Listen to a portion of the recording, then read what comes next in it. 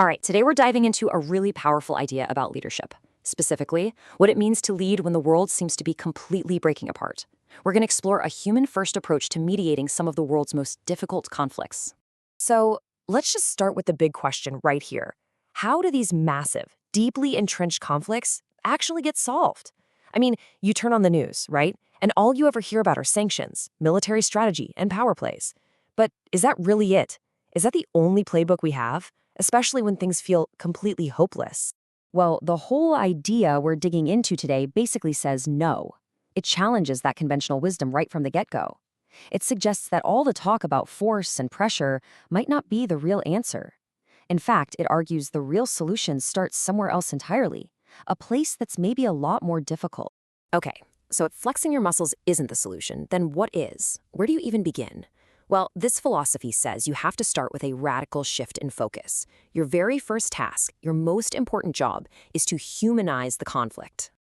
And this is where the hard work really begins. It's not about walking into a room and laying down demands or drawing red lines in the sand. Nope, it's about something way more fundamental and honestly, way more powerful. Simply listening.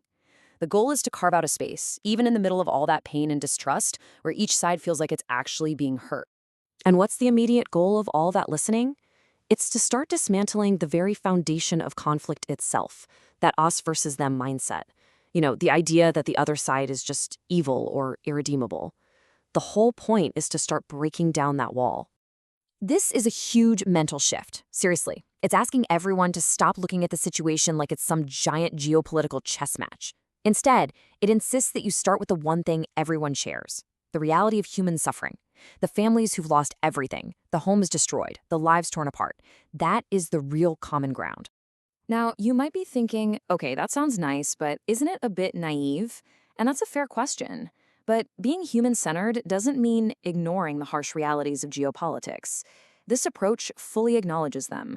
Things like Russia's perception of being threatened, or Ukraine's fundamental fight for its own sovereignty. The idea isn't to pretend those things don't exist. It's to manage them with intelligence and respect, so that raw fear doesn't get to write the next chapter of the war. So, seeing the humanity in your adversary is step one. But what about trust? I mean, when it's been completely shattered, how on earth do you even begin to rebuild it? Well, the answer isn't some quick fix. It's a slow, deliberate process. You have to be willing to take the long path back to trust. And you do it with small, concrete, verifiable actions, things you can actually see and measure. We're talking about things like temporary humanitarian pauses in the fighting, agreements to protect civilians, creating safe corridors for aid to get through, exchanging prisoners. Every time one of these small promises is kept, it's like laying another brick. It's slow, but you're building a new foundation, one brick at a time. And you can see how this requires a totally different kind of mindset, right? This isn't about scoring a quick, headline-grabbing victory. It demands something quieter, something more resilient. It's the courage to be patient, to play the long game, for a peace that's actually going to last. And that leads us to a really critical point. So often, we think a ceasefire is the finish line. It's not. A ceasefire is just the starting line. True effective mediation has to be planning for the day after the fighting stops to build a peace that can actually survive. According to this framework, a lasting peace really rests on three pillars. First, there's the physical part, reconstruction, actually rebuilding what was destroyed. Second, you have to have a process for justice, to address the wrongs that were committed. And third, maybe the hardest of all, you need reconciliation, that long social journey so that people can actually live together again. But what kind of justice are we even talking about? This makes a crucial distinction. This is not about a justice that's fueled by revenge, which, let's be honest, usually just plants the seeds for the next conflict.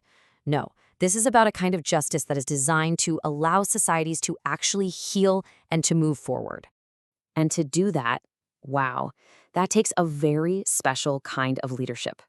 It takes leaders who are willing to make difficult, maybe even unpopular decisions, because they're focused on the generations to come, not on short-term political wins or immediate public applause. This brings us right to the final and maybe the most important piece of this whole puzzle, the true role of the leader or the mediator in this entire process. In this model, a mediator's real authority doesn't come from the size of their army or their economy. It comes from something much harder to build and way easier to lose: moral credibility. It's born from the simple consistency between what you say and what you do. That's true authority. Ultimately, this whole approach is about leadership as an act of service. The goal isn't to be the hero who gets their name in the history books. The goal is to create a lasting, positive impact for the people on the ground. It's about the outcome, not about your own ego.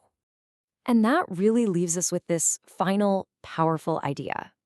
In those darkest moments, when all communication is broken down, when hope seems totally lost, the very first step toward peace is just the courage for someone, somewhere, to believe that a different path is still possible.